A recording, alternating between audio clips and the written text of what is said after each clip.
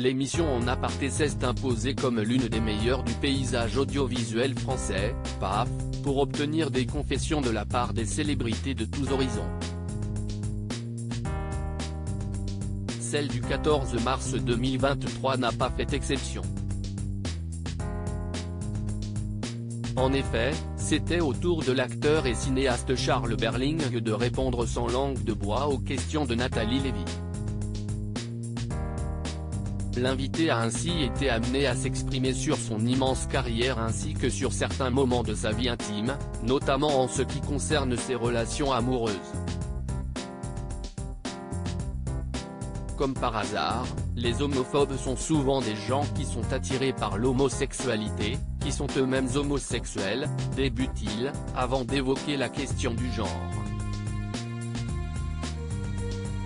Je crois qu'aujourd'hui, dans les débats de société, où les jeunes parlent beaucoup de dégueulerie, eh bien moi j'ai beaucoup vécu ça. Je l'ai pratiqué, comme on dirait, vraiment de façon concrète, poursuit le comédien, avant de livrer sa propre expérience sur le sujet. Je trouve que la société pourrait avancer plus vite si c'est-à-dire d'être à la fois féminin, masculin. Je pense que ça ne se discute pas, si est quelque chose qui existe. Un sexe, ça se déplace pendant la vie. Moi j'ai eu une période homosexuelle, et puis maintenant je ne le suis plus, confesse Charles Berling, avant que son interlocutrice souligne le fait qu'il est relativement isolé sur cette notion, à savoir s'exprimer publiquement sur la question du non-genre.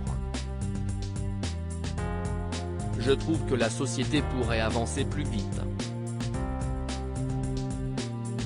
Mais j'ai le sentiment que les jeunes font quand même beaucoup pour que cela avance, déplore-t-il ainsi.